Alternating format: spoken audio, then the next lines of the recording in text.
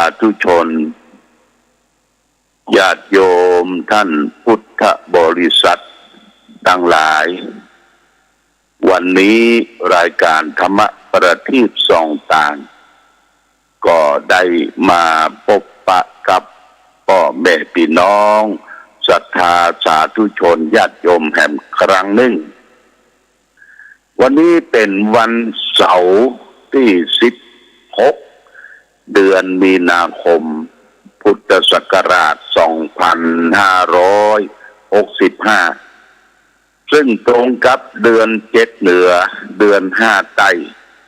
คืน15ค่ำวันนี้เป็นวันพระวันศีลญาติโยมวันพระวันศีลขึ้น15ค่ำเดือน7เพ็ง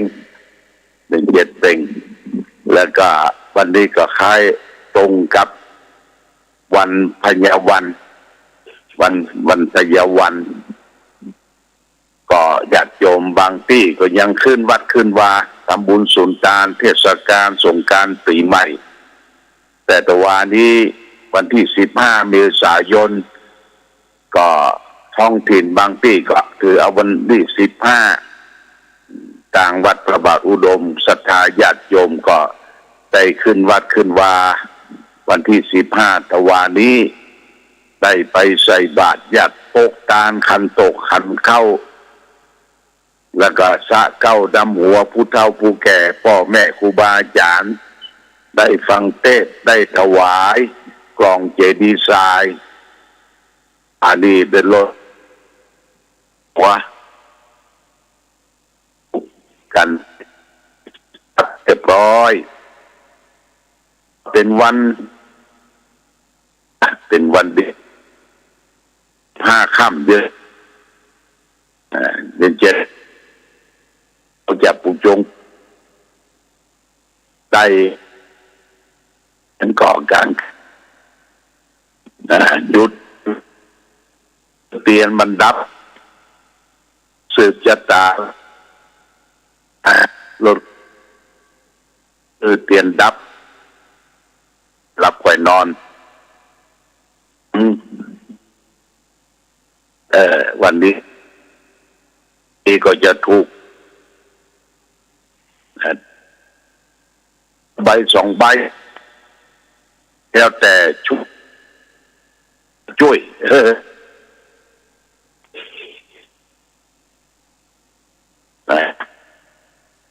ศาลวัฒน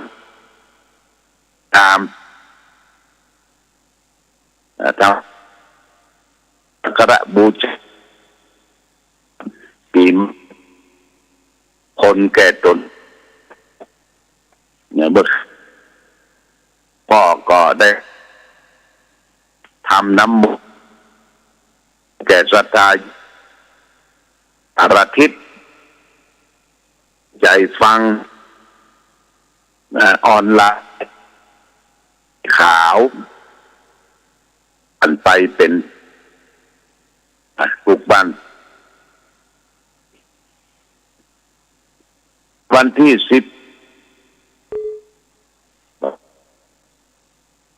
วันที่ยังสะอุบาจัดราย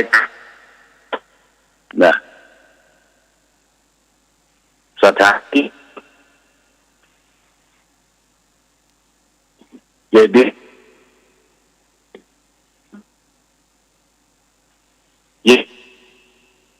ยังหายบันดาลไผ่ควรเก้าดำหมูตอกที่จัดไว้ทั้งหลายตื่นตี3หรือ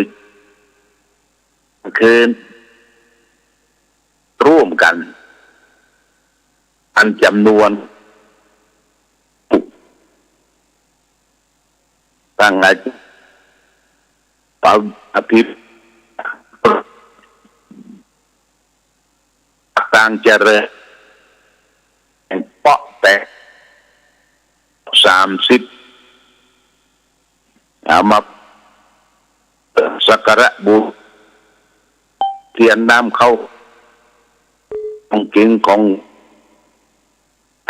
ผลละเอาตัวน้า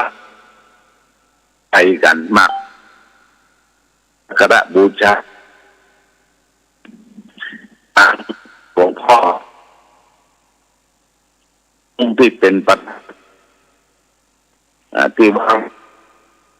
จะดี2 ปีเป็นเจ้าคณะอาจารย์มาราชเกตปาราม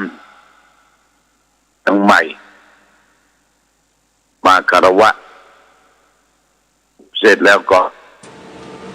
เขามีสมปกยังพระองค์ละกับพระ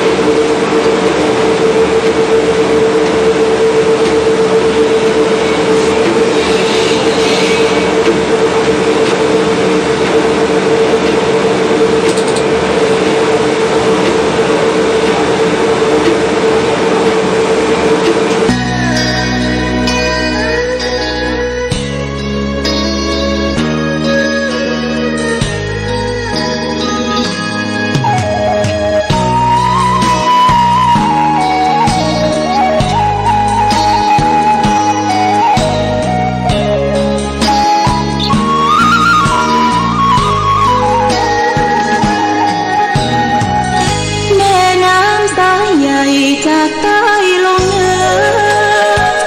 เกื้อหนุนจุนเจือเหล่าชาเชื้อเมืองฟ้าเมืองมาทาสฟังสายเลือดคนเมืองล้านนารุ่งเรืองฟูเฟื่องทั่วหน้าเมืองทอง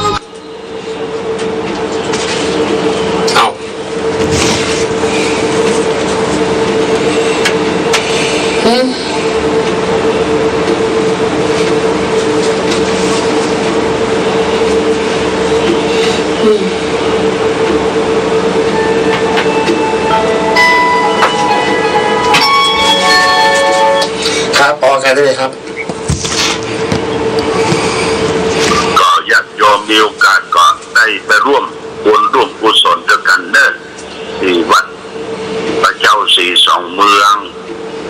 เหรียญพระเจ้าสีสองเมืองเหรียญพระนาง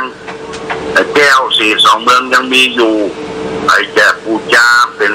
สิริมงคลกับตนตัวก็ที่อนุสาวรีย์พระเจ้าฝางที่คุณสายใจเลยญาติโยมนะที่คุณสายใจที่นั่นยังมีอยู่ก็มาบูชากันไว้ปีใหม่เอาทิศตนทิศตัวเพิ่นได้พุทธาพิเศษกันเป็นอลึกหนาเลยญาติโยมแล้วก็ได้ทำครั้งเดียวคนเดียวแล้วก็บล็อกเพิ่นก็แบบมีทำต่อไปละเรียกว่าทำลายบล็อกเรียบร้อยแล้วเรียนพระนางแก้วนะพระนางแก้วแม่นางแก้วนี่ก็ค้าขายแม่นว่ะค้าขายแม่นขายหมานแม่จงดีไม่ได้อยู่ได้ย่างเลยที่ห้อยเหรียญนี่ไม่ได้อยู่ได้ย่างว่ะค้าขายแม่นค้าขายหมานญาติโยมไปติดต่อบูชากันเด้อที่ห้านที่บริเวณลานอนุสาวรีย์พระเจ้าฝางวันนี้ก่อน